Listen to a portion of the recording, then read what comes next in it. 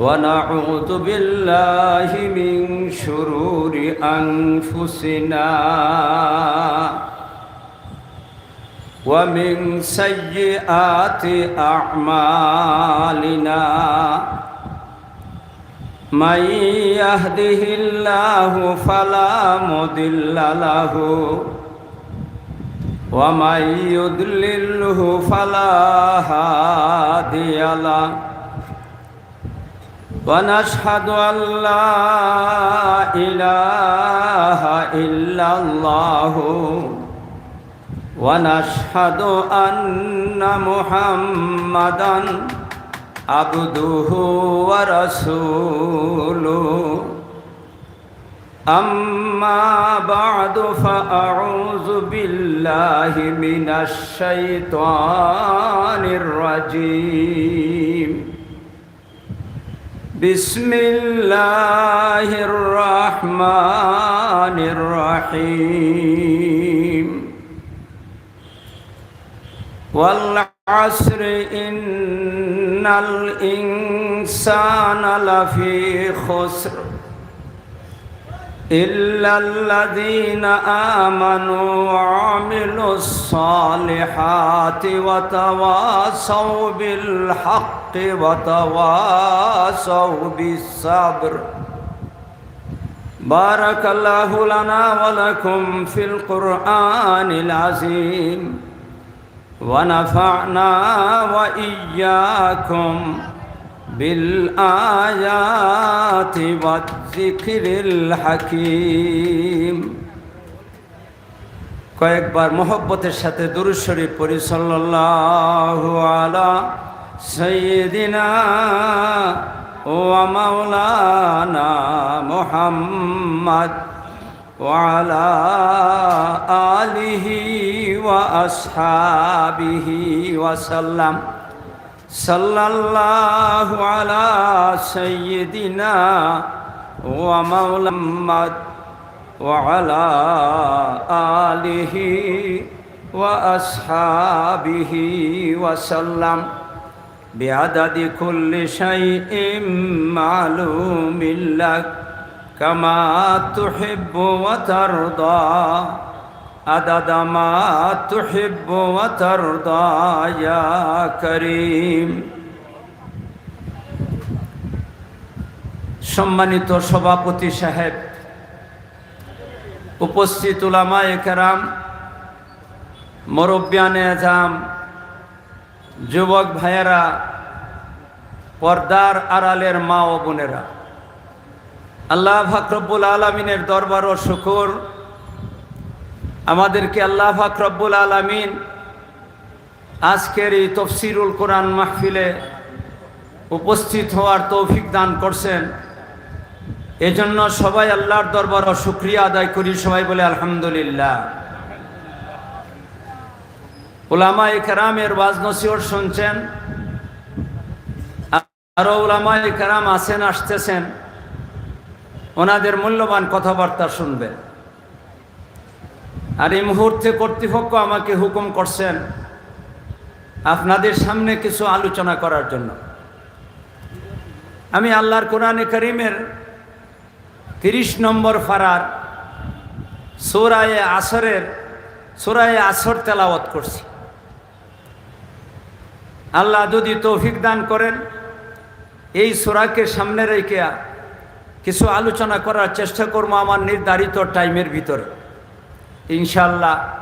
আর আল্লাহর কাছে দোয়া করবো আল্লাহ যেন আমাদেরকে আলোচনা করার, শোনার, বোঝার, আমল করার তৌফিক দান করেন, সবাই বলেন আমিন। ভাইরা আমার, আমি যে সূরা তিলাওয়াত করছি আপনাদের অনেকেরই মুখস্থ আছে, ছোট ছোট অনেক বাচ্চারারও মুখস্থ আছে। মানুষে এটারে আমাদের গ্রাম্য ভাষায় কয় ওয়ালাশ্রী, গ্রামগঞ্জ মানুষে এক কথায় শর্টকাটে কয় ওয়ালাশ্রী। এই সূরার তেলাওয়াত আমরা করি, জানি অনেকে, কিন্তু এই সূরার ভিতরে কি আছে না আছে আমরা অনেকে জানি না। হযরতে ইমাম শাফি রহমতুল্লাহ আলাইহির নাম আপনারা শুনছেন কিনা জানি না। চারজন বড় বড় ইমাম ছিলেন। এই চারজন ইমামের ফেকার উপরে দুনিয়া চলছে। যৎসামান্য কিছু উলামা মুজহাবিরা ইমামদের অনুসরণ করে না। এই চারজন ইমাম, একজন ইমামে আবু হানিফা রহমতুল্লাহ আলাইহি, 2 নম্বর ইমাম মালিক রহমতুল্লাহ আলাইহি, 3 নম্বর ইমাম শাফি রহমতুল্লাহ আলাইহি, 4 নম্বর ইমাম আহমদ ইবনে হাম্বল রহমতুল্লাহ আলাইহি। এই চারজন ইমামের মধ্যে 3 নম্বর যে নামটা বলছি আমি, উনি বলেন সূরা ওয়াল আসরি সম্বন্ধে যে আল্লাহ পাক রব্বুল আলামিন যদি 30 পারা কোরআন শরীফ নাজিল না কইরা শুধু সূরায়ে আসর, সূরায়ে ওয়াল আসরি নাজিল করতেন, মানুষের হেদায়েতের জন্য আর কোনো কিছুর দরকার নাই। এই সূরার ভিতরে মানুষের হেদায়েতের সব কিছু আছে। তাইলে এখন আপনারা বলেন এর দ্বারা কি বোঝা যায়? 30 পারা কোরআন শরীফের ভিতরে যা আছে সূরায়ে ওয়াল আসরির ভিতরে তা আছে। কন্যা সুবহানাল্লাহ। আপনারা একটু আওয়াজ করে কোন সুবহানাল্লাহ। তাইলে এই সূরাটা অত্যন্ত গুরুত্বপূর্ণ একটা সূরা। আমি আপনাদের সামনে এই সূরা তেলাওয়াত করছি। এই সূরা, যেই সূরার ভিতরে সারা কোরআন আছে, এটা আমি অল্প সময়ের ভিতরে সারা কোরআনের তেলাওয়াত করি, সেরে আমি আপনাদেরকে তর্জমা করে বুঝাইয়া ব্যাখ্যা দেওয়াটা মোটেও অসম্ভব হইতো না। তারপরে যতটুকু আমার দ্বারা সম্ভব আমার নির্ধারিত টাইমের ভিতরে ইনশাল্লাহ আলোচনা করবার চেষ্টা করব, আল্লাহ যদি তৌফিক দান করেন। এখন আসেন ভাইরা আমার, এই সূরার তর্জমার ব্যাখ্যা জানবার আগে, সূরার তর্জমার ব্যাখ্যা জানবার আগে সূরা কেন নাজিল করছেন এটার একটা কারণ আছে। যেই কারণটা, এই কারণটারে কয় শানে নজুল। আল্লাহ পাক রব্বুল আলামিন কোরআনের আয়াত, কোরআনের সূরা নাজিল করার পিছনে অনেকগুলা কারণ আছে। এই কারণটা আগে জানতে হয় তাফসীরুল কোরআন মাহফিলে। আজকে যেহেতু তাফসীরুল কোরআন মাহফিল, এই জন্য আমি আপনাদের সামনে এটার কারণটা আমি তুলে ধরবার চাই। শুনতে রাজি আছেন আপনারা? সবাই রাজি আছেন? আল্লাহ তুমি আমরা সবাইকে তৌফিক দান করো। আল্লাহর রাসূল সাল্লাল্লাহু আলাইহি সাল্লাম ইসলামের দাওয়াত দিবার আগে, তখনও নবীজি ইসলামের দাওয়াত দেওয়া শুরু করছেন না। এই সময় হযরতে আবু বকর সিদ্দিক রাদিয়াল্লাহু তাআলা আনহু, নবীর সাহাবীদের মধ্যে যিনি 1 নম্বরে, বলেন কয় নম্বরে? আরো ধরে কোন কয় নম্বরে? যিনি 1 নম্বরের সার্টিফিকেট পাইছেন বেহেশতের, কয়েন পাইছেন কিনা পাইছেন না? হযরতে আবু বকর সিদ্দিক রাদিয়াল্লাহু তাআলা আনহু একজন বেঈমানের সঙ্গে একত্রিত হইয়া একটা ব্যবসা শুরু করছিলেন। সে কিন্তু কঠোর বেঈমান। আবু বকর রাদিয়াল্লাহু তাআলা কিন্তু ইসলাম ধর্ম গ্রহণ করছেন না। এই দুইজনে মিলেমিশে কাজ করতেছেন। হযরতে আবু বকর রাদিয়াল্লাহু তাআলা নরম মিজাজের মানুষ, ঠান্ডা মিজাজের মানুষ। আপনারা জুমার নামাজ পড়েননি? বলেন না, জুমার নামাজ পড়েন না আপনারা? আরে সিলেটের মানুষ জুমার নামাজ পড়বেন না, একটা কথা হইতে পারে যে আপনারা জুমার নামাজের মধ্যে ইমাম সাহেবরে দেখছেন, ইমাম সাহেব 2টা খুতবা দেন, 2টা খুতবার মধ্যে শেষের খুতবার মধ্যে একটা হাদিস পড়া হয় প্রতিটা মসজিদে মসজিদে, আরহামু উম্মতি বি উম্মতি আবু বকর ওয়া আশাদহুম ফি আমরিল্লাহি ওমর ওয়া আসদাকুহুম হায়াআন উসমান ওয়া আকযাহুম আলী। আরো আছে, আমি আর এতগুলো পড়বার চাইতাছি না, সময় কম যেহেতু। আল্লাহ রসুল নিজে বলেন আমার উম্মতের মধ্যে সবচেয়ে রহম দিলওয়ালা, নরম দিলওয়ালা, যার অন্তরের মধ্যে রহম আছে, দয়া আছে, মায়া আছে, আবু বকর 1 নম্বর। বলেন না আপনারা? আবু বকর 1 নম্বর। তেমনি ঠান্ডা মেজাজের মানুষ, যার সাথে পার্টনার হইয়া ব্যবসা করতেছেন, এই লোকটা কি জাতের আসিল না আসিল এটা আমি জানি না, আমি এটা বলবারও চাই না। আবু বকর রাদিয়াল্লাহু তাআলা আনহু নরম দিলের মানুষ, ঠান্ডা মেজাজের মানুষ, দয়াল। এই কারণে তার সাথে মিলেমিশে কাজ করতে অনেক সুবিধা হয়েছে। দুইজনে ব্যবসা শুরু করছেন, ব্যবসার মধ্যে অগ্রগতি হয়েছে, অনেক অনেক অগ্রগতি হয়েছে। দুইজনে মিলেমিশে বোঝা যায় আপন 2 ভাই ব্যবসা করতেছেন। আপন 2 ভাইও অনেক সময় ব্যবসার মধ্যে বেড়া লাগে, মা লাগে কিনা লাগে না, কিন্তু তারা দুইজনে এমনভাবে ব্যবসা কাজ করতেছেন যে কোনোদিন ওনাদের মধ্যে ভেজাল আসে নাই। যখন নবীজি ইসলাম ধর্মের দাওয়াত দেওয়া শুরু করলেন মক্কা নগরী, হযরতে রাসূল করিম সাল্লাল্লাহু আলাইহি সাল্লামের জাহিলিয়তের যুগ থেকে আবু বকর রাদিয়াল্লাহু তাআলার সাথে সম্পর্ক ছিল। আবু বকর রাদিয়াল্লাহু তাআলা যখন নাকি নবীজির দাওয়াত পাইলেন, আল্লাহর নবী দাওয়াত করছেন নবীজিরে, এ আবু বকর আর দেরি কর ভয় কেন, ইসলাম ধর্ম গ্রহণ করে লাও। আল্লাহর নবী হযরতে আবু বকর রাদিয়াল্লাহু তাআলা আনহুরে দাওয়াত দিয়েছেন। একজন আরেকজনের বন্ধু মানুষ, হায় হায় রে কত মায়ার নবী, বন্ধু এক বন্ধুর জন্য আরেক বন্ধু জান দিতে রাজি, বলেন না আপনারা।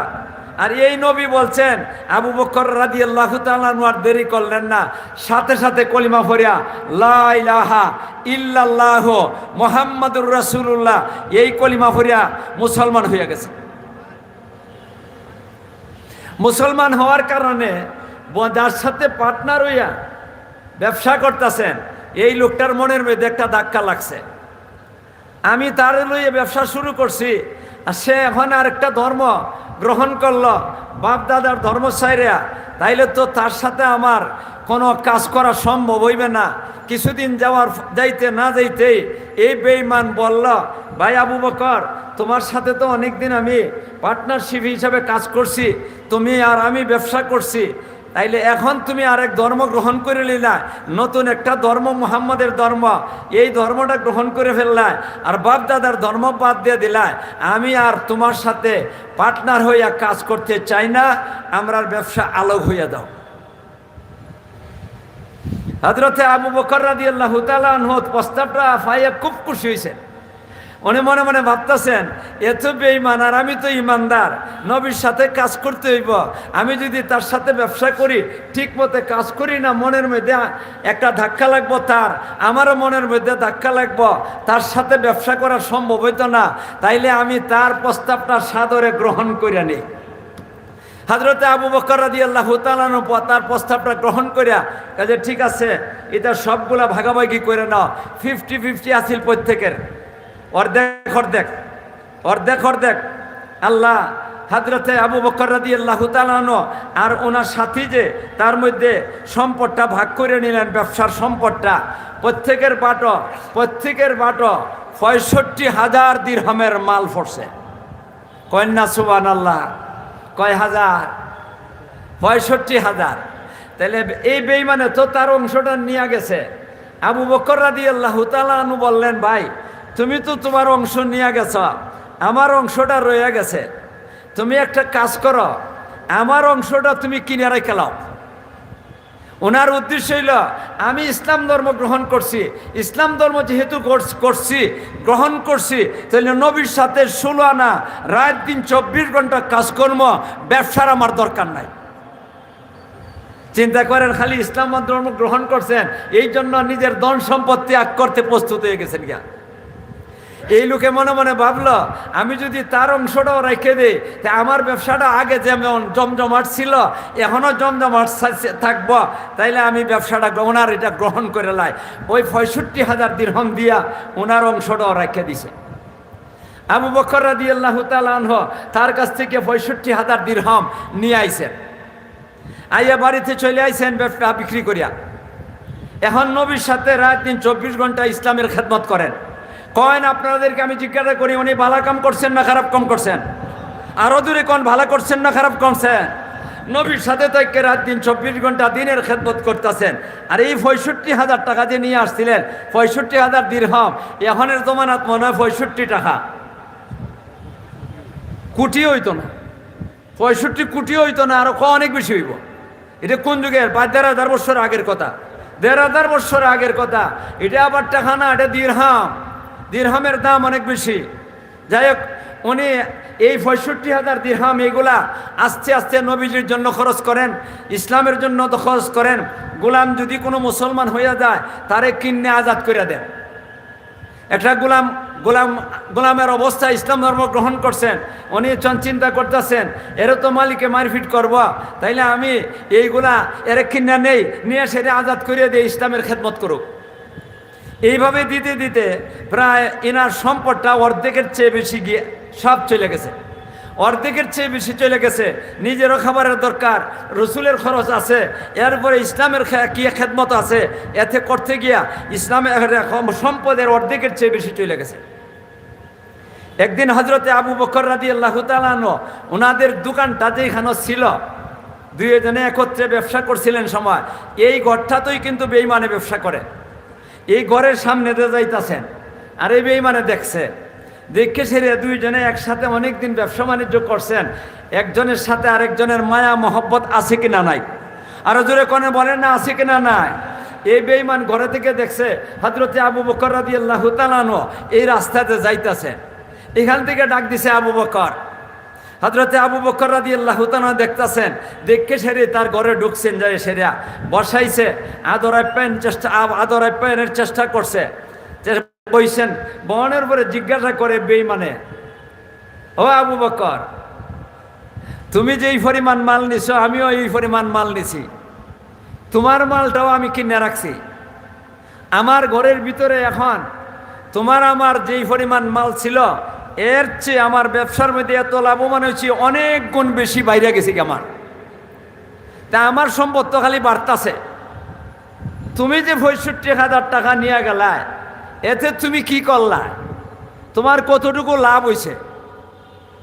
হযরতে আবু বকর রাদিয়াল্লাহু তাআলা বলতেছেন, ভাই আমি আমার ৬৫,০০০ দিরহামের থেকে আমার নবী এবং ইসলামের জন্য, কোরআনের জন্য, আল্লাহর জন্য আমার এই পর্যন্ত আমার মালটা অর্ধেক আল্লাহর রাস্তায় বিলীন করে দিছি। আর এমনি এ বেঈমানে বলতেছে, তোমার জীবনটা ধ্বংস হয়ে গেছে গিয়া, তুমি ক্ষতির পথে চলে গেছো গিয়া, তুমি ক্ষতির মধ্যে পড়ে গেলা গিয়া, তোমার সমস্ত সম্পদ শেষ হয়ে যেতেছে, সমস্ত সম্পদ তোমার ধ্বংস করে দিতেছ, আর আমার এটা শুধু বাড়তেছে বাড়তেছে বাড়তেছে, তো তুমি খাসারার মধ্যে আছো, ক্ষতিগ্রস্ত তোমার হয়ে গেছে গিয়া।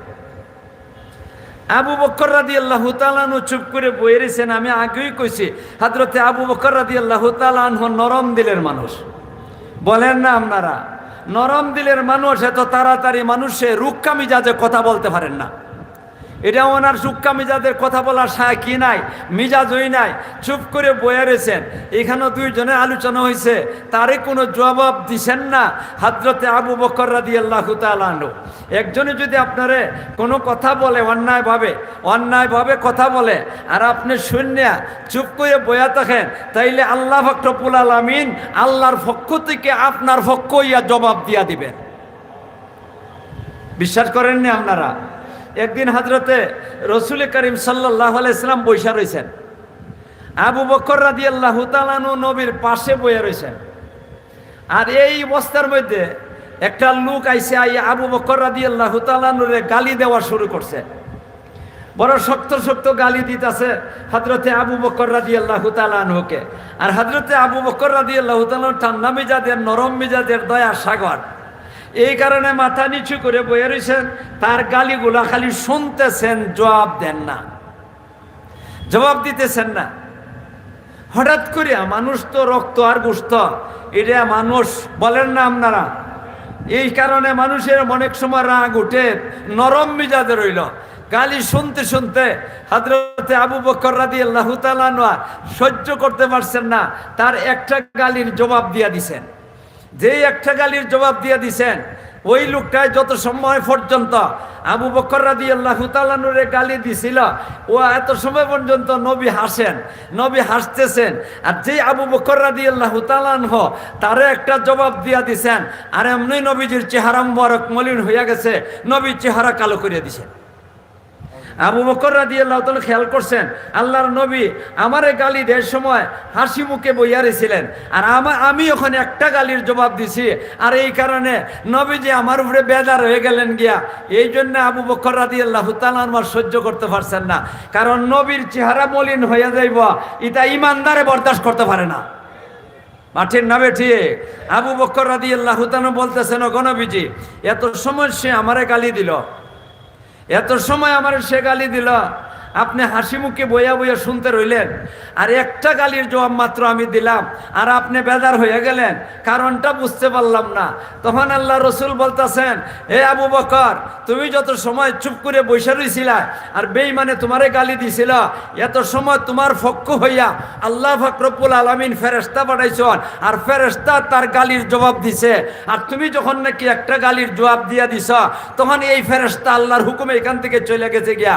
যখন তুমি নিজে দায়িত্ব নিলাই, তখন আল্লাহ পাক রব্বুল আলামিন আর দায়িত্ব রাখছেন না।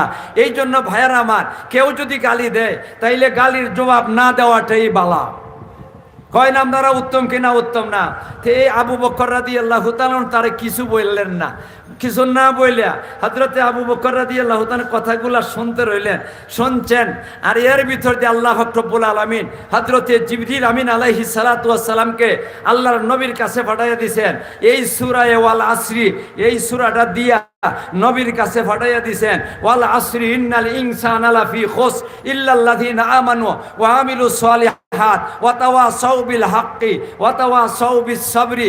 এই সূরাটা নাযিল করে দিয়া আল্লাহ পাক রব্বুল আলামিন ওই বেঈমানের কথার জবাব দিয়েছেন। আল্লাহ জানে কথাটা বুঝাইতে পারছি কিনা। এটা শুধুমাত্র শানে নজুল কইলাম, শানে নজুল আপনাদের সামনে তুলে ধরছি। কোন আপনারা আমি যেই কথাটা বুঝাইছি আপনারা কি বুঝে আইছে? আরো দূরে কোন আল্লাহ পাক রব্বুল আলামিন এখন দেখাইতেছেন আবু বকর ক্ষতির মধ্যে পড়ছে না বেঈমানরা ক্ষতির মধ্যে পড়ছে, এটা দেখবার ব্যাপার। ঠিক না বে ঠিক? আপনারা যারা মুসলমান আছেন এখানে, তারা আপনারা ইমানদার না বেঈমান? আরো দূরে কোন না আপনারা কিন্তু আজকে খানা পিনা হইছে না মধ্যাহ্নে? তাইলে এত আস্তে করে কবেন সিলেট এখানের মধ্যে তো না খাইয়া কোনো মানুষ আইতো না। আরে জোরে কন্যা, আপনারা ইমানদার না বেঈমান? তাইলে আপনারা ইমান আনছেন, আবু বকর রাদিয়াল্লাহু তাআলা ইমান আনছেন। আবু বকর যদি ইমান আনেন সেটা ক্ষতিগ্রস্ত হইয়া থাকে, তা আমরাও ক্ষতির মধ্যে আছি। আর আবু বকর রাদিয়াল্লাহু তাআলা যদি ক্ষতির মধ্যে না পড়ে থাকেন, উনি যদি কি হয়ে থাকেন, উনি যদি সফলতার কামিয়াবি লাভ করে থাকেন, আমরাও সফলতার কামিয়াবি লাভ করছি। ঠিক না বে ঠিক? এখন শুনেন ভাইরা আমার, সংক্ষেপে আলোচনা করতেছি, লম্বা করে আলোচনা করতে পারবো না। এখানে আয়া চারটা কি করছেন, চারটা ব্যাপার এখানে আলোচনা করছেন। আমি চার ব্যাপার আলোচনা করতেই পারবো না, একটা নিয়ে আলোচনা করতে পারি দেখি। এটার দ্বারা আলোচনা করিয়া আপনাদেরকে যতটুকু বুঝাইবার চাই এতটুকুনি বুঝাইতে পারি দেখি। আল্লাহ পাক রব্বুল আলামিন কসম খাইয়া বলতেছেন, আমরা পরস্পরে অনেক কথা যখন নাকি গুরুত্ব দিবার চাই, একজনে আরেক সাতজনের সাথে কথা বলি, তখন আমার কথাটারে আমি গুরুত্ব দিবার চাই আপনার কাছে, তখন আমি কসম খাইয়া বলি। কয়েন এমন অবস্থা আমাদের আছে কিনা? নাই। কসম খাইয়া বলে, আল্লাহর কসম খাইয়া বলতেছি আমি এমন করছি না বা আমি এমন করছি। আল্লাহর কসম খাইয়া বলে, কেন কসম খায়? এটার গুরুত্ব দিবার জন্য, গুরুত্ব দেওয়ার জন্য। আল্লাহ পাক রব্বুল আলামিন কার কসম খাইবেন? আল্লাহ পাক রব্বুল আলামিন তো কারো কসম খাইবার চান না। আল্লাহ তো, আল্লাহর থেকে বড় কেউ নাই, কাজেই আল্লাহর পরে আর কারে দিয়ে কসম খাইবেন? কিন্তু আল্লাহ পাক রব্বুল আলামিন এখানের মধ্যে একটা ব্যবস্থা নিয়েছেন। আল্লাহ যেই জিনিসটির গুরুত্ব প্রকাশ করবার চান বন্দাদের কাছে, তখন আল্লাহ পাক রব্বুল আলামিন ওই জিনিসের কসম খান। কিন্তু আমরা মুসলমানের দল গায়রুল্লাহর নামে কসম খাইতে পারবো না। আমরা গায়রুল্লাহর নামে কসম খাওয়ান, মান আশরাকা বিগাইরিল্লাহ মান আকসামা বিগাইরিল্লাহ ফাকাদ আশরাকা। যে নাকি গায়রুল্লাহর নামে কসম খাইব এ শিরিক করছে। মাথেন না দিয়ে আপনারা? কিন্তু আল্লাহ পাক রব্বুল আলামিনে এই গায়রুল্লাহর নামে কসম খাইছেন শিরিক হিসাবে না, এই জিনিসটারে গুরুত্ব দিবার লাগে। আসরের কসম খাই আল্লাহ পাক রব্বুল আলামিন বলছেন, ও বান্দার বান্দিরা, আমি আসরের কসম খাইয়া বললাম, আমি আসরের কসম খাইয়া তোমাদেরকে বলতেছি। এটার দ্বারা কি বুঝাইবার চাইছেন? আসরের যে একটা ওয়াক্ত আছে, এই ওয়াক্তটার দাম অনেক বেশি। এখানের মধ্যে কি ব্যাপারটা একটু আপনাদের সামনে তুলে ধরি।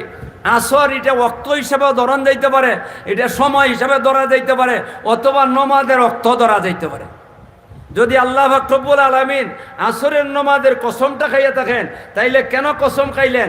আসরের নামাজের গুরুত্ব দিবার লাগি। ওয়াল আসরি, আল্লাহ বলতেছেন আসরের নামাজের কসম খাইয়া বলতাছি, আসরের নামাজের কসম খাইয়া বলতাছি। কি মতলব? কেন আসরের নামাজটা এমন গুরুত্বপূর্ণ?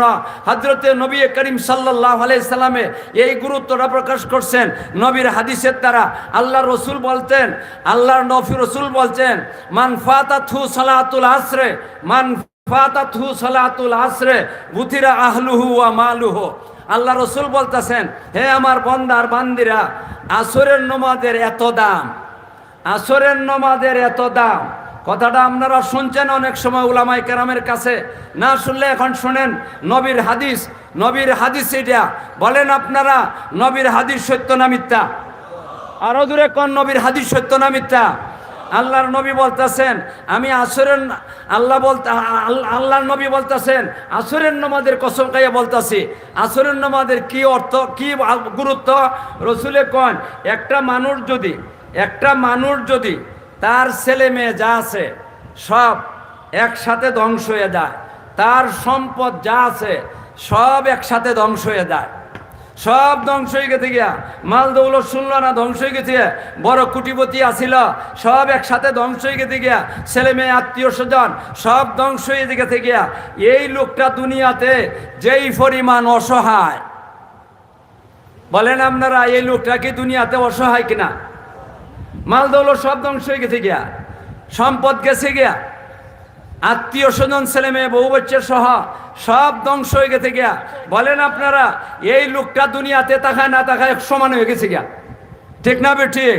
একবারে অসহায়। আল্লাহ রসুল কোন, এই লোকটা যেমন অসহায়, তার মাল দৌলত ছেলে মেয়ে বউ বাচ্চা ধ্বংস হওয়ার কারণে, ঠিক যেই লোকটা বালিগ হওয়ার পরে আসরের নামাজ ছুটে গেছে গিয়া, আসরের নামাজটা হওয়া কি ভৌত হয়ে গেছে গিয়া, এ আখেরাতে এমন অসহায় হইব। এখন আপনারা কন, আপনারা আসরের নামাজ সাইরা দিতা চান কি? আরো দূরে কন, আপনারা কি আসরের ময়দান অসহায় হইবার চান? কারা কারা চাই না? আসরের ময়দানে অসহায় হইবার চাই না, তাহলে হাতটা তুলে ওয়াদা করেন, হাতটা তুলে ওয়াদা করেন, জীবনে আসরের নামাজ ছাড়বো না, জীবনে ফজরের নামাজ ছাড়বো না, জীবনে 5 ওয়াক্ত নামাজ ছাড়বো না। বলেন আমিন। এখন শুনেন ভাইয়ার আমার, আসরের কসম খাইছেন আসরের নামাজটার গুরুত্ব দিবার লাগে। আর যদি আসরের সময় হয়, সময় দিয়ে ইয়েতে হে কসমটা, আসরের সময়ের কসম খাইলাম, এটা কসম খাইলেন কেন? কারণ আসরের সময়টা দিন শেষ হইবার সময়, বিকালবেলা এই সময় আসরের নামাজের সময়, ঠিক না ঠিক? দিনটা সূর্য অস্ত যাইবার সময় হয়ে গেছে গিয়া, সূর্য লাল হয়ে যেতেছে গিয়া, আস্তে আস্তে অস্ত চলে যাব, আস্তে আস্তে অস্ত হয়ে যাব গিয়া। এই সময়টার মধ্যে মানুষের দুনিয়ার যা কিছু আছে সবগুলা সামটাইবার সময় আসে জায়গা, ঘরের সংসার যা আছে বাহির করছিল এইগুলা সামটাইব, দোকানদারি আছে এটাও বিকালবেলা তার দোকানদারি ব্যবসার সময়টা, এই সময়টার মধ্যে মানুষের কামের খুব খবর কি লাগে, মানুষের কামের খুব একবারে ঝামেলা লেগে জায়গা। দোকানদাররা দেখেন এই সময়টার মধ্যে আসরের নামাজ যাইতে গিয়া না, নামাজের সময়টার মধ্যে এরার ব্যবসা গরম হয়ে জায়গা। কাস্টমার একটা আছে আইলে পরে কয় বেটারে বিদায় করি নামাজে যাম গিয়া, এরপরে আইসে আর 3টা কয় এরা 3জনে বিদায় দিয়ে যাম গিয়া। ইটা করতে করতে সূর্য সবুজ হয়ে গেছে গিয়া, সূর্য সবুজ না নীল রঙের হলুদ রঙের হয়ে গেছে গিয়া, লাল রঙের হয়ে যেতেছে। এই সময় তাড়াতাড়ি ভালাইয়া তৈয়া গিয়া অজু করে, অজুও করে যে ভালাই করে অজু করে না, কোনো রকম অজুটা করে গিয়া নামাজও খার হয়ে গেছে গিয়া। আল্লাহ রসুলে কন, এই লোকটা যে জাতের নামাজ পড়ছে এই সময়টারে গুরুত্ব দিল না, আসরের সময়টারে গুরুত্ব দিল না, এইভাবে গুরুত্ব দিল তার ব্যবসারে, আর এইভাবে কাজটা করছে নামাজের মধ্যে। আল্লাহ রসুলে কন, এর নামাজটা তিলকা সলাতুল মুনাফিকিন, তিলকা সলাতুল মুনাফিকিন, তিলকা মুনাসলাতুল মুনাফিকিন, এটা মুনাফিক মার্কা নামাজ। আপনারা মুনাফিকের মতো নামাজ পড়বার চান? আরো দূরে কন, মুনাফিকের মতো নামাজ পড়বার চান? তাইলে ভাইয়েরা আমার এই সময়টারে গুরুত্ব দেন, এই সময়টারে নষ্ট করেন না। যাই হোক, আমি আর এইদিকে আলোচনা করবার যাইতাছি না। আমাদের হায়াতটা সময়ের মধ্যে নির্ধারিত করা, বলেন আপনারা সময়ের গুরুত্ব দিবার লাগে আল্লাহ কেন কইলেন? কেন আমাদের পুঁজি আছে, আপনি ব্যবসা করবেন, আপনার একটা পুঁজি লাগবো, এই পুঁজিটা দিয়া মাল কিনবেন, মাল কিনে ব্যবসা করবেন, এইভাবে যাইব আপনার ব্যবসা। আপনি আমি দুনিয়ার মধ্যে আইসি ব্যবসা করবার লাগে, ওহন তো বেড়া লাগছে। আপনারা কয়জনে ব্যবসা করুন? ব্যবসা তো মাত্র গোটা কয়েকজন মানুষে ব্যবসা করে, না সবাই ব্যবসা করতেছে। আপনারা এখানে যারা আছেন সবাই ব্যবসা করতেছে, দুনিয়ার যারা আছেন এরা সবাই ব্যবসা করতেছে, আমিও ব্যবসা করতেছি, এখানে যারা আছেন সবাই ব্যবসা করতেছেন। কোন কেমনে ব্যবসা করতেছে? কোন আল্লাহর কোরআনে কইছেন আমরা ব্যবসায়ী। আল্লাহ কোন হাল আদুল্লুকুম আলা তিজারাতিন তুনজিকুম মিন আযাবিন আলিম তুমিনুনা বিল্লাহি ওয়া রাসূলিহি। আল্লাহ কোন ও বান্দার বান্দিরা, আমি কি তোমাদেরকে এমন একটা ব্যবসার কথা কইমো না? হাল আদুল্লুকুম আলা তিজারাতিন তুনজিকুম মিন আযাবিন আলিম, যেই ব্যবসার দ্বারা কঠিন আযাবের থেকে আল্লাহ পাক রব্বুল আলামিন তোমাদেরকে বাঁচাইবেন, এমন একটা ব্যবসার কথা কি বলবো? আল্লাহ বলতেছেন, বান্দার বান্দিরা তোমাদেরকে এমন একটা ব্যবসার কথা বলবো নাকি? আমি আপনাদেরকে জিজ্ঞাসা করি, এমন ব্যবসাটা শুনবার চান কিনা চান না? আরো দূরে কোন চান কিনা চান না? কারা কারা চায় একটু দেখি। আল্লাহ তুমি আমরা রে এই ব্যবসাটা কোন ব্যবসাটা? এই ব্যবসাটা আল্লাহ বলতেছেন তুনজিকুম মিন আযাবিন আলিম তুমিনুনা বিল্লাহি ওয়া রাসূলিহি ওয়া তুজাহিদুনা ফি সাবিলিল্লাহ। আল্লাহ কোন তোমরা ঈমান আনবা আল্লাহর উপরে আর জিহাদ করবা আল্লাহর রাস্তায়। এটা হইল ব্যবসা, আখিরাতের ব্যবসা। এই ব্যবসা আমরা ঈমানের ব্যবসা করতেছি। কয়েন আমরা ঈমানের ব্যবসা করি কিনা করি না? জোরে কোন ঈমানের ব্যবসা করি কিনা করি না? তাহলে আমরা সবাই ব্যবসায়ী।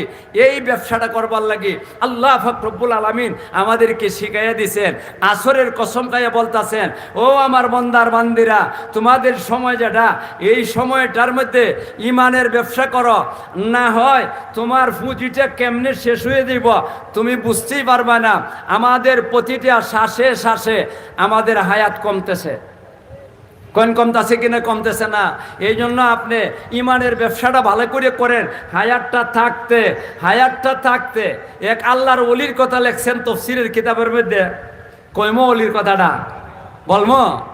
আল্লাহর ওলি গেছেন বাজারও গিয়া দেখেন একটা লোকে সাপ নাচাইতেছে। আছে না? এটা সিলেট হয় না মনে মা, হয় কিনা হয় না? সাপ নাচাইতেছে। অনেক জাতের সাপ আছে, আর একবারে বড় সাপটা যেটা, এটা একদম নিচে থাকবো, এটারে পরে উঠাইব। ঢুলের মধ্যে বাড়ি দিছে, মানুষ ভেড় দিছে চতুর্দিকে দেয়া, আর এই লোকটা একটা একটা করে সাপ দেখাইতেছে, নাচাইতেছে। আর এক লোক গরিব মানুষ, 10 টাকা তার পুঁজি, মাত্র 10 টাকা পুঁজি। এই 10 টাকা পুঁজি লইয়া সে বাজারও গেছে, গিয়া সাইরিয়া বরফ কিনছে 10 টাকা বিক্রি করব। অনেক আগের কথা, 10 টাকার বরফ কিনা বিক্রি করে হ্যাঁ লাভবান হইয়া সংসার চালাইতে পারবো। লইয়া মাথার মধ্যে এটা লইয়া উঠছে, যাইতাছে আর বরফ বরফ বরফ বরফ ডাকতাছে। আর হঠাৎ করে দেখে সাপনা চাওরা। এখানে যখন নাকি গেছে তখন চুপিতে চাইয়া দেখেল্লা, আরে এখানে দিয়ে মজার কারবার আরম্ভ হয়েছে। মাথার থেকে বরফের এটা এই বোঝাটা রেখে দিছে নিচে রাখিয়া সাপগুলা দেখতেছে একবারে মনের আগ্রহে দেখতেছে। আল্লাহর ওলি কোন, আমি সাপের দিকে চাইয়ে রইছি না, আমি এই লোকটার দিকে চাইয়ে রইছি, দেখি লোকটার কি অবস্থা হয়। আল্লাহু আকবার। বরফ সাপ একটা একটা করে দেখাইতে সবচেয়ে বড় সাপটা যেটা, এটা ভাই করছে, এটা ভাই করে সেটা দেখাইতেছে। আর হের গীত গাইতেছে। আর বড় সাপটা যখন নাকি দেখায় তখনই সে কিন্তু চাঁদা করে মানুষের কাছ থেকে। মা বলেন না, তখনই কিন্তু চাঁদা করে। এই সময় মানুষের কাছে চাঁদা চাইতেছে। আর বরফ যেখানে দেয়া বেচতেছে, এর কাছে তো পয়সা নাই, পয়সা দিয়ে তো বরফ নিয়ে আইছে। আল্লাহ হে, চাঁদা করা পর্যন্ত সবটা তামসা দেখছে। তামসা দেখে সাইরিয়া যখন নাকি তার দোকান কি করছে, বন্ধ করে দিছে, সাপগুলা বাক্সর ভিতরে ঢুকাইয়া দিছে। বাক্সর ভিতরে ঢুকানোর পরে এই বরফ বিক্রেতা চায়া দেখে তার 1 ফুটা বরফও নাই। বলেন না আপনারা, তার বরফ আছে? কারণ এইভাবে বরফ রাখলে বরফ গলিয়ে যায় কিনা? গলিয়ে যায় না। বরফ গলিয়া জায়গা, তার পুঁজি আছিল মাত্র 10 টাকা, আজকে 10 টাকা শেষ হয়ে গেছে গিয়া, আগামীকালকে কি ব্যবসা করব, মাল কোথা থেকে আনবো, টাকা হয় নাই। ঠিক ভাইয়েরা আমার, আমরা যারা নাকি দুনিয়াতে আছি প্রত্যেকটা মানুষ ওই বরফ বিক্রেতার মতো। আল্লাহর ওলি কন ওই বেটার বরফ ব্যবসায়ী দেখে সেরিয়া সূরা আসরের ব্যাখ্যা আমার বুঝে আইছে। এর মতো আমাদেরও এই বরফটা আমাদের শ্বাস টানি সারি এইগুলা নির্ধারিত করা আছে, কতটা শ্বাস ছাড়মো কতটা শ্বাস টানমো আল্লাহর কাছে নির্ধারিত করা আছে। এই শ্বাস ছাড়া আয়াতটা না, আল্লাহ পাক রব্বুল আলামিনের কাছে যেই পরিমাণ সংখ্যা আছে এটা একদিন শেষ হয়ে যাব, তখন আমি মাটির মধ্যে ধরাশায়ী হয়ে যাব, আমি লাশ হইয়া যাইব, একদিন কিন্তু শেষ হয়ে যেতেছে। এই বরফ বিক্রেতার যে মানে কি পুঁজি শেষ, আমার শ্বাস যে পুঁজি আছিল এটাও একদিন শেষ হইয়া যাইব। বিল্ডিং অট্টালিকার মধ্যে পড়ে রয়েছি আমরা, আল্লাহ ব্যবসার মধ্যে পড়ে রয়েছি। আমি যে প্রতিটা শ্বাসের আছে আল্লাহ পাক রব্বুল আলামিনের নাম লইবার আছিল, তা না করে আমি 7 তলা বিল্ডিং বানাইমো, 10 তলা বিল্ডিং বানাইমো, 70 তলা বিল্ডিং বানাইমো। আমি কি করবো, ব্যবসা বাণিজ্য করবো, আয় হায় রে কত কিছু গাড়ি বাড়ি নারী কর্ম, এই ফিকিরের মধ্যে আমার শ্বাসগুলো আইতাছে যাইতাছে, হঠাৎ করে একদিন শেষ হয়ে যাব। মাইকের মধ্যে এলান করব, মাইকের মধ্যে প্রচার করব, অমুক নাই, কয়েন একদিন শেষ হইবে কিনা হইবে না। এই জন্য ভাইরা আমার, আল্লাহ পাক রব্বুল আলামিন আসরের কসম খাই আপনাদেরকে আমাদেরকে বুঝাইবার চাইতেছেন, বান্দারে বরফ বিক্রেতা বন্য না, এই শ্বাসে শ্বাসে আল্লাহর জিকির করো। এই জন্যই আল্লাহ বলছেন উযকুরুল্লাহ যিকরান কাসীরা, হে আমার বান্দার বান্দিরা তোমরা বেশি বেশি করে আমি আল্লাহর জিকির করো, আমি আল্লাহর জিকির করো। ভাইরা আমার, আমরা কি বরফ বিক্রেতার মতো হইবেন না আল্লাহর জিকির করিয়া সময়টা কাটাইবেন? আল্লাহর জিকির করিয়া সময় কাটাইতে কারা কারা রাজি আছেন একটু দেখে। আল্লাহ তুমি আমরা সবাইকে তৌফিক দান করো। এই পর্যন্ত সংক্ষেপে ওয়াল আসরির কথাটা কইলাম। এখন সামনে আল্লাহ কি কইবার চাইতেছেন এই কথাটা আমি একটু তুলে ধরি, সময় আমার বেশি নাই, অল্প সময় আছে, দেখি একটা শব্দের নিয়ে কিছু আলোচনা করে নেই। আল্লাহ কন ওয়াল আসরি ইন্নাল ইনসানা লাফি খুসর। আপনারা শানে নজরটা ইয়াদ আছে কিনা জানি না, শানে বেঈমানে কইছিল আবু বকর রাদিয়াল্লাহু তাআলা আনহুরে, তুমি ক্ষতিগ্রস্তের মধ্যে পড়ে গেছ, তুমি ক্ষতিগ্রস্তের মধ্যে পড়ে গেছ, কয়েন বলছিল কিনা বলছিল না। এই বেঈমানের জবাবে আল্লাহ বলতেছেন, আমি আসরের কসম খাইয়া বলতাছি, আমি কসম করে বলতাছি, হে বান্দার বান্দিরা সমস্ত মানুষ ক্ষতির মধ্যে। আবু বকর না শুধু, সমস্ত মানুষ ক্ষতির মধ্যে, তুমি সহ সবাই ক্ষতির মধ্যে। দুনিয়ার যত ইনসান আছে, ইন্নাল ইনসানা লাফি খুসর, সমস্ত মানব জাতি এরা ধ্বংসের মধ্যে, কেউ ক্ষতির থেকে বাঁচতে পারবে না। কিন্তু একটা দল শুধু বাঁচবে, একটা দল শুধু বাঁচবে, যার কাছে 4 আমল আছে। কয় আমল? আরো ধরে কন। যার কাছে 4টা জিনিস আছে এরাই ক্ষতির থেকে বাঁচবে। এই 4 কাজ যার মধ্যে নাই সে ক্ষতির মধ্যে আছে, থাকবে, মরণের পরও থাকবে এই অবস্থার মধ্যে। আর 4 জিনিস যাদের কাছে আছে এরাই শুধুমাত্র ক্ষতির থেকে বাঁচবে। ভাইরা আমার, আপনারা এই 4 জিনিসটা নিজের মধ্যে ফিট করবার চাননি না চান না? আরো দূরে কোন চান কিনা চান না? এই 4টে কি কি একটু আপনাদেরকে আমি শুনাই দিবার চাই।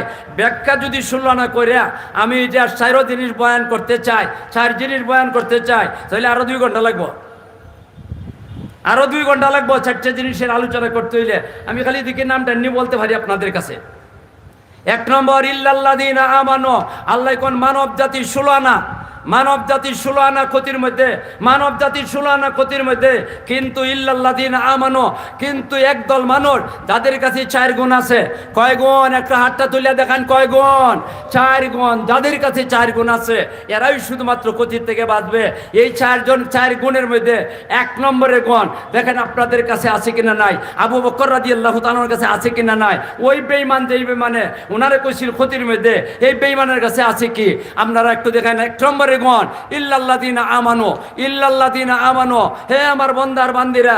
এই 1 গুণ হইল যারা নাকি ঈমানদার, যারা ঈমানদার ওরাই ক্ষতির থেকে বাঁচবে, যারা ঈমান নাই তারা ক্ষতির থেকে বাঁচতে পারবে না। আপনারা বলেন আবু বকর রাদিয়াল্লাহু তাআলা আনহুরে যেই বেঈমানে বলছিল, যেই বেঈমানে বলছিল আরে তুমি ক্ষতির মধ্যে পড়ে গেছো গিয়া, এখন কোন হে ক্ষতির মধ্যে না আবু বকর ক্ষতির মধ্যে? আরে দূরে কন না। ইমান আছে কার? ওই বেঈমানের না আবু বকর রাদিয়াল্লাহু তাআলা আনহুর? আবু বকর রাদিয়াল্লাহু তাআলা আনহুর ঈমান আছে। আল্লাহ কোন যাদের ঈমান আছে এরাই ক্ষতির থেকে বাঁচবো, যাদের ঈমান নাই এরা কখনো ক্ষতির থেকে বাঁচতে পারবে না। আমি জিজ্ঞাসা করি, আপনারা এই মাঠের মধ্যে যারা বসে রয়েছেন, যারা দাঁড়ায় রয়েছেন, আপনাদের কি ঈমান আছে? আরো দূরে কোন, আরো দূরে কোন। আল্লাহ তুমি আমাদেরকে ঈমানের অবস্থায় দুনিয়ার থেকে যাইবার তৌফিক দান করো। ঈমানের কথা না আইছে, এখন একটা কথা না বইলে পারতাছি না, একটা কথা না বইলে পারতাছি না, এখন বলবো তাইলে আপনারা আমার সাথে কথা বলতে হইব, বলবেন কথা। আমি জিজ্ঞাসা করি, আপনারা ইমানদার? জোরে আওয়াজ করে কোন। একটা তোর জরুরি কথা বলতেছি। আপনারা যে ঈমান আনছেন কোন কলিমা ফরিয়া? জোরে কোন, আমার সাথে কোন। লা ইলাহা ইল্লাল্লাহু মুহাম্মাদুর রাসূলুল্লাহ। এই কলিমা পড়ে আমরা সবাই ইমানদার। আমরা যখন নাকি সকালে মক্তবে পড়ছি তখন হুজুররা এই আমাদেরকে এই কলিমাটা শিক্ষা দিছিলেন। কন দিছেন কি না দিছেন না? হুজুরের মক্তবের হুজুরে আমাদেরকে ইমানের ট্রেনিং দিছেন, ইমানের শিক্ষা দিছেন। এই কলিমা ফরাইয়া আমরা মুমিন বানাইছেন। আমরা লা ইলাহা ইল্লাল্লাহু মুহাম্মাদুর রাসূলুল্লাহ এই কলিমা পড়ি সেরিয়া আমরা সবাই ইমানদার। শুধু আমরা না, আমাদের বাপ, আমাদের দাদা, দাদার দাদা, দাদার দাদা, একবারে সাহাবায়ে কেরাম সহ সব এই কলিমা পড়ে মুসলমান। মানবেন না আপনারা? আমরাও এই কলিমা পড়িয়া মুসলমান না অন্য কোনো কলিমা পড়িয়া? আরো জোরে কোন, অন্য কোনো কলিমা পড়িয়া? না না, এই কলিমা পড়িয়া আমরা মুসলমান। এখন আমি আসি ভাই, কেউ যদি বলে লা ইলাহা ইল্লাল্লাহর সাথে মুহাম্মাদুর রাসূলুল্লাহ যদি লাগাইয়া দেয়, লা ইলাহা ইল্লাল্লাহর সাথে মুহাম্মাদুর রাসূলুল্লাহ লাগাইয়া দেয়, এ মুশরিক, শিরিক করছে। নাউজুবিল্লাহ কইতেন না? লা ইলাহা ইল্লাল্লাহর সাথে যে মুহাম্মাদুর রাসূলুল্লাহ লাগাইবে এ শিরিক করছে, এ মুশরিক। আপনারা কোন তার এই ফতোয়া মতে ফতোয়া কইছে যে হের নামটা আমি পরে কইমো, নামটা পরে কইমো, আগে কথাটা শুনে নেন, কথাটা শুনে নেন। যে লা ইলাহা ইল্লাল্লাহর সাথে মুহাম্মাদুর রাসূলুল্লাহ লাগাইয়া কইব এ শিরিক করছে, বেঈমান। আমি আপনাদেরকে জিজ্ঞাসা করি, তার ফতোয়া মতে আপনারা ইমানদার না বেঈমান? তার ফতোয়া মতে আপনারা ইমানদার না বেঈমান? আপনারা না, একবারে সাহাবারা পর্যন্ত। মা ঠিক না ঠিক? এর উপরে মাদান দেব। তার ফতোয়া মতে আমরা সবাই ইমানদার না, সবাই বেঈমান। শুধুমাত্র হে আর হের বাবা ইমানদার। কি কেন আপনারা? হে আর হের বাবা ইমানদার। হে ওই মুহাম্মাদুর রাসূলুল্লাহর বাদ দিয়ে সেরে কলিমা পড়ছে, তাহলে হে আর হের বাপ ইমানদার। তার ফতোয়া মতে আপনারা একজনও ইমানদার না। মানবেন এই ফতোয়াটা? আরো দূরে কোন মানবেন? সবাই কোন মানবেন? মানেন না কইলে তুই তো না। কেন মানবেন না? আপনারা যে লা ইলাহা ইল্লাল্লাহর সাথে মুহাম্মাদুর রাসূলুল্লাহ লাগাইয়া বলছেন, এটা কি কোনো হাদিসও আছে? প্রমাণ দিতে পারবেন কি? এটা দেখবার দরকার। আপনাদের কাছ থেকে আমি প্রমাণ নেবার চাইবো না, আমিও এটার প্রমাণ দিব। আগে কোন লা ইলাহা ইল্লাল্লাহর সাথে মুহাম্মাদুর রাসূলুল্লাহ মরণ পর্যন্ত লাগাইয়া রাখতাম কিনা? সবাই চাই কিনা মুহাম্মাদুর রাসূলুল্লাহ লাগাইয়া থাকতো কিনা? এই কলিমা লইয়া আল্লাহর দরবারে যাইমো, রাজি আছি? তাইলে এখন শুনেন, হে ইমানদার না আমরা ইমানদার? এটা ঠিক করতাম হইব দলিল প্রমাণের দ্বারা। কখন লাগবো? বলতে হইব দলিল দিয়া। আমরা ইমানদার খালি কইলে হইব না। হে তো কইছে মুহাম্মাদুর রাসূলুল্লাহ লাগাইলে শিরিক হইয়া দেখা। তাইলে আমরা এখন দেখি কোনো হাদিসের মধ্যে আছে কিনা নাই মুহাম্মাদুর রাসূলুল্লাহ লাগাইয়া। যদি থাইক্কা দেখে আমরা ইমানদার, আর না থাইক্কা দেখে হে ইমানদার। মা ঠিক না ঠিক? আল্লাহ আমি এর প্রমাণ দিতে হইলে দুইটা হাদিস কই। এই দুইটা হাদিসের তর্জমার খালি কোনো সময় নাই। আপনাদেরকে জিজ্ঞাসা করি, আমার নবী কি মেরাজও গেছেন? জুড়ে কন না? আপনারা ভয় পাইতেছেন? কোনো ভয়ের কারণ নাই, ভয়ের কারণ নাই। কোরআন হাদিসের কথা বলতেছি। আল্লাহর নবী যে মেরাজও গেছেন শরীরে না রূহ বাড়াই দিছেন? জাগ্রত অবস্থায় না ঘুমের অবস্থায়? আল্লাহ রসুল সাল্লাল্লাহু আলাইহি সাল্লাম আল্লাহর সাথে যত সময় কথা বলার দরকার এত সময় কথা হয়েছে। কথার পরে আল্লাহ রব্বুল আলামিন জিবরাইলে কইলা আমার নবীর যেখান থেকে আনছো এখানে দিয়ে আসো। আর এর আগে 7 আসমানে কি আছে দেখাও, 7 জমিনও কি আছে, 7টা জাহান্নামও কি আছে, 8টা বেহেশতের মধ্যে কি আছে, এগুলা দেখাইয়া আমার নবীরে নিয়ে সেরিয়া নবীর জায়গাত পৌঁছাইয়া দাও। জিবরাইলে নিয়ে সেরিয়া 7 আসমানে কি আছে, 7 জমিনও কি আছে, 7 জমিনে না 7টা দুজখও কি আছে, 8টা বেহেশতের মধ্যে কি আছে, সবগুলা দেখাইছেন। সবগুলা দেখাইয়া যখন নাকি পরের দিন খানায় কাবার সামনে গেছেন, মানুষের সামনে এটার বিস্তারিত বর্ণনা দিছেন। সব বিস্তারিত বর্ণনা আমি দিব না, আমি শুধুমাত্র একটা কথাই কইম।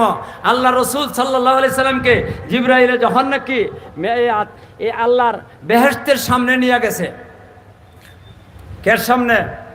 বেহেশতের সামনে। বেহেশতের সামনে একটা গেট আছে, বিশাল বড়। বিশালের পরিমাণ কত আজ কইতে পারবো না, বিশাল বড়।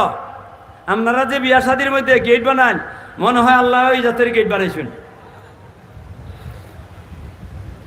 আপনারা যে গেট বানান মোটামুটি এখন সুন্দরই আছে, এখন যারা বিয়া শাদি করে এরার গেট এটা মোটামুটি সুন্দর হয়েছে। হাজার হাজার বাতি জ্বালা, এই লম্বা লম্বা 1.5 হাগুটার জলে নিফে মা বলেন না আপনারা, মোটামুটি মানানসই।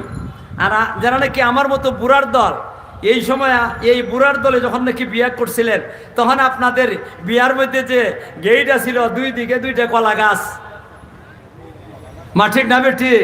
2 দিকে 2টা কলা গাছ, আর এই যে একে আদিয়া একটা জিং লাগিয়া নিশান বানাইয়া গোয়া গাছ কলা গাছের মধ্যে গাইতে রেখে দিছে। এটাই ছিল গেট।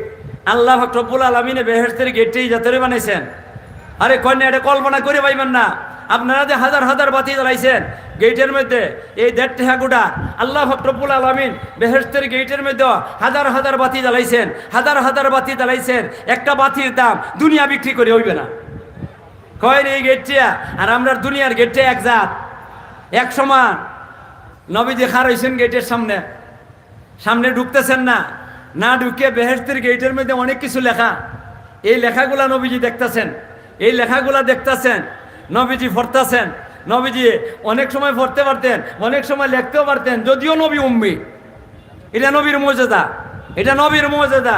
হুদাইবিয়ার সন্ধির সময় নবীজি নিজে লেখছেন, কাটতে সেরে নিজে নবী লেখছেন। সেই দিকে আমরা যাইতাছি না।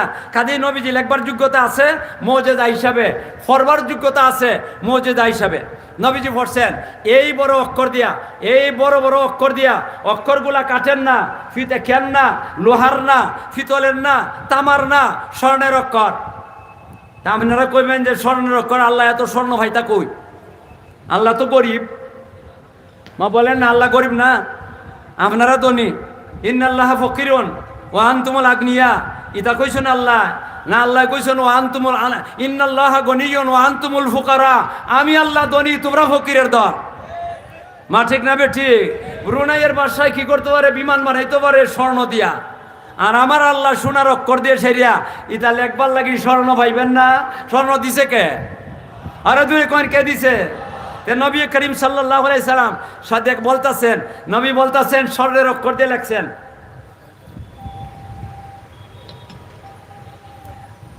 কতগুলো অনেকগুলা বাক্য, সবগুলা বাক্যই নবীজি বয়ান করছেন। আমি সবটা কইব না, একটা কইব। একদম উপরে যেই বাক্যটা, এই বাক্যটা আগে ঠিক করেন, লেখছেন কে? আরো দূরে কোন? এটাই আমার ব্যাপার। লেখছেন কে? এটা ঠিক করন। কে লেখছেন বলেন? আল্লাহ লেখছেন। ঠিক না? ঠিক মানেন তো আপনারা? আল্লাহ লেখছেন। সবাই মানেন? সবাই মানেন? দেখান, আল্লাহরে দেখান। আমরা সবাই মানি, সবাই মানি। 8 মাইল আল্লাহ লেখছেন। এখন কি লেখছেন আমি পড়ি। লা ইলাহা ইল্লাল্লাহু মুহাম্মাদুর রাসূলুল্লাহ। একবারে উপরের বাক্যটা কি লেখছেন? লা ইলাহা ইল্লাল্লাহু মুহাম্মাদুর রাসূলুল্লাহ। এই বাক্যটা আল্লাহ লেখছেন। আল্লাহ লেখছেন গেটের মধ্যে। ওই যে মুফতি, যেই মুফতি বলছিল লা ইলাহা ইল্লাল্লাহর সাথে মুহাম্মাদুর রাসূলুল্লাহ লাগাইলে শিরিক হয়ে যাইবে, এখন কোন গেটের মধ্যে লা ইলাহা ইল্লাল্লাহর সাথে মুহাম্মাদুর রাসূলুল্লাহ সহ লাগাইলে আসেনি? আরো দূরে কোন আছে কিনা? কে লাগাইছেন? আরো দূরে কোন কে লাগাইছেন? কে লাগাইছেন? আল্লাহ লাগাইছেন। তখন মুফতির কাছে আই আমি, ও মুফতি তুমি যে কইলা লা ইলাহা ইল্লাল্লাহর সাথে যে ওই মুহাম্মদুর রাসূলুল্লাহ লাগাইব সে শিরিক করলো, মুশরিক হয়ে গেছে গিয়া, গেইটের মধ্যে লাগাইছে কেডা? তাইলে আল্লাহরে কি কইল? এ ফতুয়া দিয়ে আল্লাহরে কিতা বানাইলো? মুশরিক বানাইছে। বলেন আল্লাহরে মুশরিক বানাইছে? হে বানাইছে, আমরা বানাইছি না। এই মুফতি কারে মুশরিক বানাইছে? আল্লাহরে মুশরিক বানাইছে। মুশরিক ইমানদার না বেঈমান? তাইলে হে ফতুয়া দিয়া আমার আল্লাহরে বেঈমান বানাইছে। যেই মুফতির ফতুয়ার দ্বারা আমার আল্লাহরে বেঈমান বানায়। আমার আল্লাহ দুনিয়ার মধ্যে 2,24,000 নবী রাসূল পাঠাইছেন শিরিককে দুনিয়ার থেকে মিটাইবার জন্য। আর এই বেঈমানে আইয়া সেরিয়া আমার আল্লাহরে মুশরিক কয়। যে এই বেঈমানে যে নাকি আমার আল্লাহরে মুশরিক কয় সে বেঈমান, বেঈমান, বেঈমান। এ বেঈমান হের ফতুয়া হে কাফির, তার ফতুয়া সে কাফির। ঠিক না বে ঠিক? নামটা কই মনে পড়ে? একটা হাদিস শোনাইলাম, আর একটা হাদিস কই আপনাদেরকে। কইম কই মনে সময় একবারে অন্তিম হয়ে গেছে গিয়া। আচ্ছা দেখা যাও, আমি কইতে পারি, যতটুকু কইতে পারি অতটুকুই কইম। এরপরে তা খেতে কি করবো, আমার কোনো ক্ষমতা নাই। যা বলবার ক্ষমতা আছে তাই বলবো। আর একটা হাদিস কই, আল্লাহ রসুল ইসলামের দাওয়াত দেওয়া শুরু করছিলেন আপনাদের সিলেট শহর থেকে। মা বলেন না কোন শহর থেকে? মক্কা নগরীর থেকে ইসলামের দাওয়াত দেওয়া শুরু করছিলেন। বলেন না কোন নগরীর থেকে? মক্কা নগরীর থেকে ইসলামের দাওয়াত দেওয়া শুরু করছিলেন। মক্কার দাওয়াত দেওয়ানোর পরে মানুষ বেশি মুসলমান হয়েছে না, গোটা কয়েকজন মুসলমান হয়েছে। আবার যারা মুসলমান হয়েছে তারার উপরে নির্যাতনের স্টিম রুলার চালাইছে। আবু জেহেল বাহিনী করছে কিনা করছে না, এই জন্য কেউ মুসলমান হইল তারা আত্মগোপন করে থাকে, অনেকে নবীর কাছে যাইতেও ভয় পায়। আল্লাহু আকবার। কিন্তু এই যে দাওয়াতটা কিন্তু মক্কার ভিতরে সীমাবদ্ধ রয়েছে না। মক্কার বাহিরে অনেকগুলা ছোট ছোট গ্রাম আছে, অনেকগুলা ছোট ছোট গ্রাম আছে। এই গ্রামগুলোর মধ্যে পর্যন্ত ইসলামের দাওয়াত পৌঁছে গেছে গিয়া। মানুক না মানুক এটা ভিন্ন কথা। এই গ্রামগুলোর মধ্যে একটা গ্রামের নাম আমি বলি, আলিম ওলামা যারা আছেন সবাই এই গ্রামের নাম শুনছেন, কিতাবও দেখছেন। আর যারা আলিম না এরা হয়তো কেউ শুনছেন কেউ শুনছেন না। আমি এখন নামটা কই, এই গ্রামটার নাম হয়েছে গেফার নামক একটা গ্রাম। এই গ্রামের মধ্যে যখন নাকি ইসলামের দাওয়াত পৌঁছে গেছে, ইসলামের দাওয়াত পৌঁছানোর পরে এই গ্রামের মধ্যে একজন মধ্য বয়সের একজন মুরব্বী, একবারে ছোট না আর একবারে বুড়াও না, 70 বছর হয়ে গেছে গিয়া, মধ্য বয়সের, 40 থেকে নিচে আছে বয়সটা, 40-এর নিচে আছে বয়সটা। এই মুরব্বী সাহেবের কাছে খবরটা গেছে মক্কার মধ্যে একজন নবী আইছেন, উনি আখিরি নবী হিসাবে দাবি করছেন, উনি আখিরি নবীর দাবি করছেন। এই কথাটা যখন নাকি মধ্যম বয়সের মুরব্বী শুনছেন, শুনানোর পরে আল্লাহ এই মুরব্বী কইলা, এই মুরব্বী বলতেছেন মক্কাতে একজন নবী আইছে, তাইলে এই নবীর তো দেখবার দরকার, উনি কি কয় কি বলে। নামটা কইমু মুরব্বীর নামটা নামটা কইয়ালে আপনারা শুনছেন ওনার নাম। আলিম ওলামা তো শুনছেন, কিতা ওনারা তো এই কিতাবের মধ্যে পাইছেন। উনি হইলেন হযরতে আবু যর গেফারি রাদিয়াল্লাহু তাআলা আনহু। নাম শুনছেন আপনারা? এই আবু যর গেফারি রাদিয়াল্লাহু তাআলা আনহু কারণ আমি মক্কাতে যাইমু, নবীর সাথে দেখা করে আইমু। যদি ভালো দেখি তে নবীর কথা মাইনে নিমো, আর ভালো না যদি মনে করি ভালো না, নবী এটা প্রতারক, নবী অন্যতা, তাইলে আমি তার কাছে ইমান আনবো না। এই নিয়ত করিয়া মক্কা শহরের ভিতরে ঢুকছেন, খানায় কাবার সামনে গেছেন। আর ওই সময় খানায় কাবার চতুর্দিকে মানুষ আর মানুষ। আর একবারে সবচেয়ে বড় কাফির যেটা, সবচেয়ে বড় নবীর দুশ্মন যেটা, হ্যাঁ ওইখানে আছে, ওইল আবু জাহাল। বলেন না আপনারা কে? আবু জাহাল। আল্লাহ রসুল কন মুসা আলাইহিস সালামের একটা ফেরাউন আছিল, আমারও একটা ফেরাউন আছে। মুসা আলাইহিস সালামের ফেরাউনের থেকে আমার ফেরাউন আরো বড় জঘন্য। এই ফেরাউন হইল আবু জাহাল, হ্যাঁ ওইখানে আছে, তার দলবল লইয়া। এখন এই মুরব্বী খানায় কাবার থেকে একটু দূরে সরছেন, দূরে সরিয়ে দাঁড়াইছেন। উনি তো নবীর বাড়ি চিনেন না, আবার বাড়ি থেকে শুনছেন আবু জেহেলের বাহিনী নবীর উপরে একটু আক্রমণ করে, নবীর সাহাবীদের উপরে আক্রমণ করে। এগুলা শুনিয়া উনি একটু চিন্তা করতেছেন, কাউকে জিজ্ঞাসা করলে তো অসুবিধাত পড়বো, আর জিজ্ঞাসা না করলে নবীর বাড়িও পাইব না। এদিক সেদিক চাওয়াচাবি করিয়া একটা যুবক ছেলেরা দেখছেন, খুব সুন্দর, মোটা সোটা, টল ফিকারের, বেটাটার মতো, বাহাদুরের মতো লাগতেছে, নুরানি চেহারা, বোঝা যায় চেহারার থেকে নূর ফুটতেছে, যুবক, একবারে অল্প বয়সের। এই যুবক যখন নাকি ওনার দিকে চাইছে, হযরতে আবু যর গিফারি হাত দিয়া, মুখ দিয়ে ডাক দেন না ডরাইয়া, আবু জেহেলের মাই শুনে যদি অসুবিধা হয়ে যাবে গিয়া, হাত দিয়ে ইশারা ডাক দিছেন। যুবক বালা, এই কারণে মুরব্বীর কথা শুনে আইসে গেছেন। এই মুরব্বীর হয়তো কোনো হাজত আছে, কোনো দরকার আছে, আমি তার হাজতটা পুরা করে দিব। আইসেন, আমাদের পরে বলতেছেন, জনাব আপনি কি চান? কন্যা বাবা, আমি চাই একজন মানুষের কথা জিজ্ঞাসা করবার। কনে চেক বলো কি? আপনি বলেন কি? কেন একজন নবী আইসেন শুনছি তোমাদের শহরে। কহ আইসেন তো, আপনি কি করবেন? এই যুবকে বলতেছেন আইসেন তো, উনি আখিরি নবী হিসাবে দাবি করছেন, আছেন উনি ওই শহরেই আছেন, আপনি কি করবেন? কারণ আমি আইসি ওনার সাথে সাক্ষাৎ করবার, ওনার বাড়িতে যাইবার। কারণ ঠিক আছে, কোনো অসুবিধা নাই, আপনি চিন্তা করেন কারণ নাই, আমিও নবীর বাড়িতে যাইমো, আমার সাথে চলো। এরপরে বলতেছেন এই যুবকে, দেখেন সাবধান, আমি তো যাইমো, আপনি আমার ফিসে থাকবেন, আমার বরাবরে হাঁটবেন না, বরাবরে হাঁটলে আবার অসুবিধা আছে। ফিসে ফিসে আমি যেই দিকে যাইমো ওই দিকে যাইবেন আপনি। আর রাস্তার মধ্যে যদি কোনো অসুবিধা দেখি, তাহলে আমি মাটির মধ্যে বসে যাইমো। আর আমার জুতাটা খুললে, আমার পকেটের মধ্যে সুই আর সুতা আছে, আমি আমার জুতা সেলাই করা শুরু করে দেবো। এটা জান বাসাই বললে কি তা করে এরা চলেন। আমি বইয়া জুতা সেলাই করবো, আর তুমি আমার কোনো কিছু জিজ্ঞাসা করতে পারবে না, আমার কাছে দাঁড়াইতে পারতা না, তুমি সামনের দিকে চলতে থাকবা। তুমি যদি অনেক দূরও যাওগা, তারপরও তুমি নিশ্চিত থাকো, আমি নবীর বাড়ি, তোমার বাড়ি নবীর বাড়িতে দিয়া হই আমি আমার বাড়িতে যাই। মুরব্বী যুবকের কথা শুনে মনটা খুশি হয়েছে, রাস্তা দিয়ে যাওয়া শুরু করছেন। গেছেন নবীর বাড়ি পর্যন্ত, কোনো রকমের অসুবিধা হয়েছে না। আল্লাহ, আর এরপরে ঘরের সামনে গিয়ে বলতাছে, এই ঘরের ভিতরে আপনি ঢুকে যান, এই ঘরের ভিতরে আপনি ঢুকে যান, আর আমিও ওইখানে ঢুকবো। উনি ঢুকছেন। যেই যুবক রে রাস্তা চিনাইবার লাগি নিলেন, রাহবর, পথের রাস্তা দেখাইবেন, রাস্তা দেখাই লয়ে যাবেন, উনি কে? উনি হইলেন হযরতে রাসূল করিম সাল্লাল্লাহু আলাইহি সাল্লাম, ওনার আফন চাচাতো ভাই, ওনার মেয়ে কলিজার টুকরা ফাতেমা রাদিয়াল্লাহু তাআলা আনহার মেয়ে, এই মেয়ের জামাই হযরতে আলী রাদিয়াল্লাহু তাআলা আনহু। তাইলে ভালো জায়গা তুই জিজ্ঞাসা করছেন না খারাপ জায়গা জিজ্ঞাসা করছেন? ভালো জায়গা জিজ্ঞাসা করছেন। আবু যর গিফারি মসজিদ ঘরের ভিতরে ঢুকছেন, নবীও এই আবু আলী রাদিয়াল্লাহু তাআলা ঘরের ভিতরে ঢুকছেন, ঢুকে গিয়ে বইয়া গেছেন, গিয়া আলী রাদিয়াল্লাহু তাআলা বইয়া গেছেন, আর হযরতে আবু যর গিফারি রাদিয়াল্লাহু তাআলা বসে গেছেন। বইয়া নবীর চেহারার ভাই চাইছেন, ভালাই করে চাইছেন। জীবনে কোনোদিন দেখছেন না এই আবু যর গিফারি নবীজিরে, জীবনে কোনোদিন দেখছেন না, এই আজকে প্রথম দেখলেন।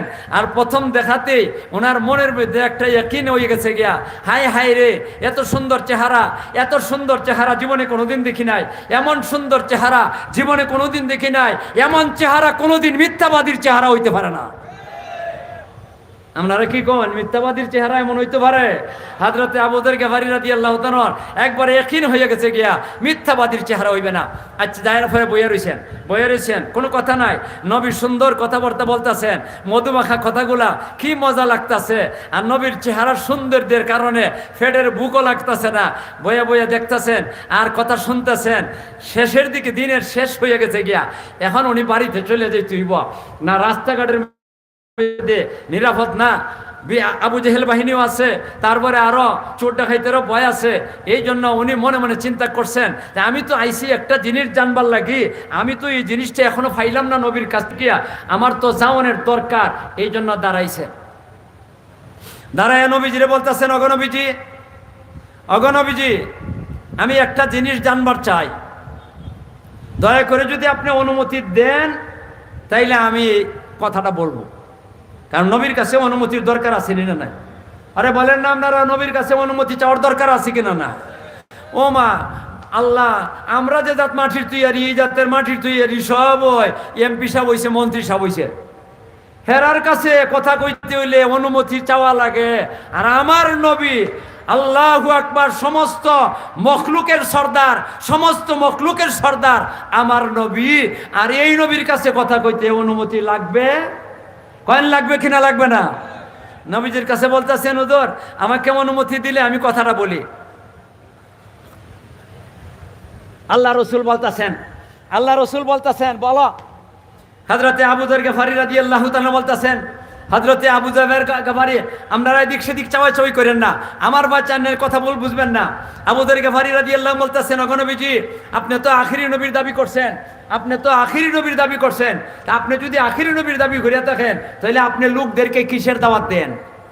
এখানে হইল আমার কথা, লোকদেরকে কিসের দাওয়াত দেন?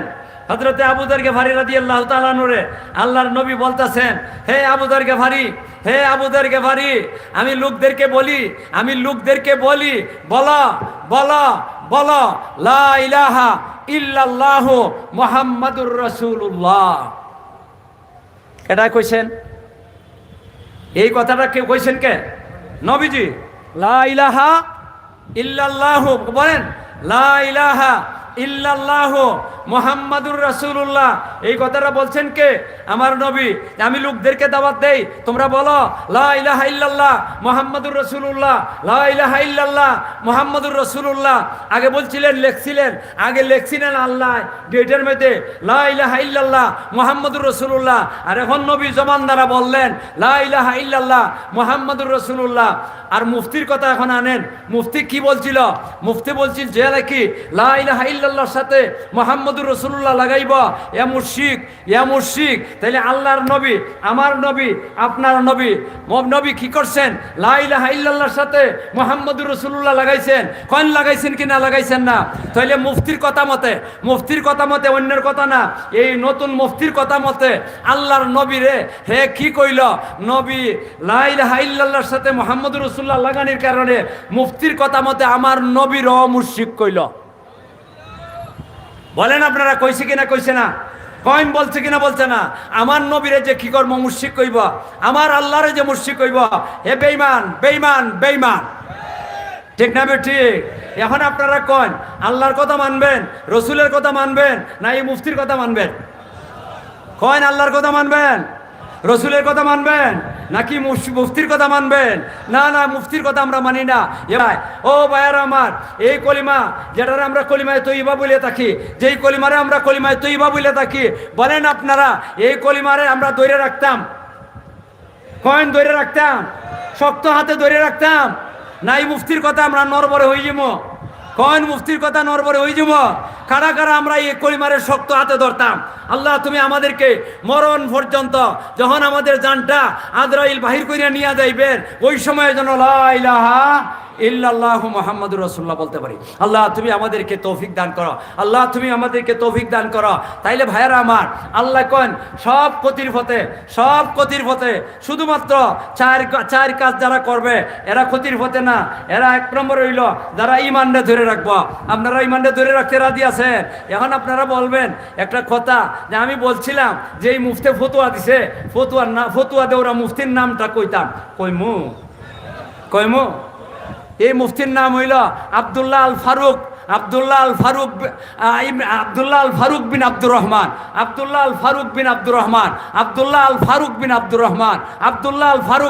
রহমান, লামুজ হাবিদের এক নেতা। অহন আপনারা কোন এরারে যার কলিমা ঠিক নাই, এরারে আমরা মান্যা চলবো। যাদের কলিমা ঠিক নাই এদেরকে মানতে পারি না আমরা। আগে কলিমা ঠিক করে আসো তোমরা, নমাজ রোজা পরে আত্মিখানা এমনি তুলমো, বারবার তুলমো না কিতা করবো, বুকের মধ্যে হাত বানবো না বানবো, ইটা তোন পিছন দিকে ফেলাইয়া আগে কলিমা ঠিক করেন। কলিমা ঠিক করে আসো। কলিমা যার ঠিক নাই, যার ইমান ঠিক নাই, যার কলিমা ঠিক নাই তার ইমান ঠিক নাই, যার ইমান ঠিক নাই এ খাসারার মধ্যে, ক্ষতিগ্রস্তের মধ্যে। আল্লাহ কোন ইন্নাল্লাযীনা আমানু, যারা ঈমান আনবো এরাই ক্ষতির থেকে বাঁচা থাকবো। ভাইয়েরা আমার, আপনারা ঈমান ঠিক রেখে চলবার রাজি আছেন?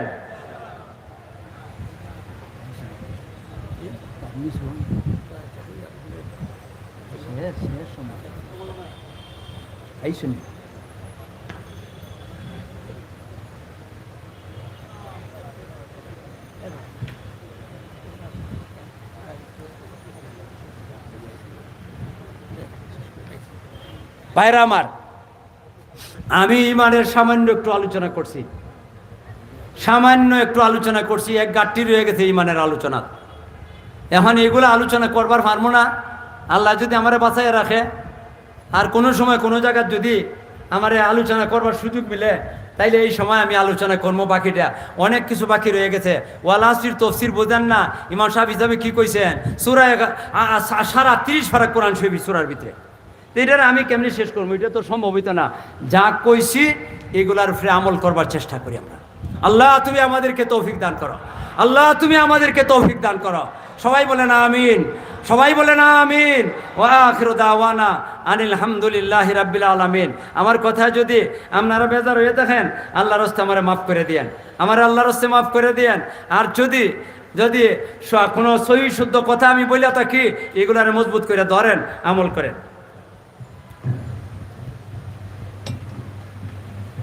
আলহামদুলিল্লাহ। মুহতারাম হাজিরিন, আমরা এতক্ষণ অত্যন্ত গুরুত্বপূর্ণ আলোচনা শুনছিলাম। হযরত আল্লাহ হযরত মাওলানা ফজলুর রহমান খান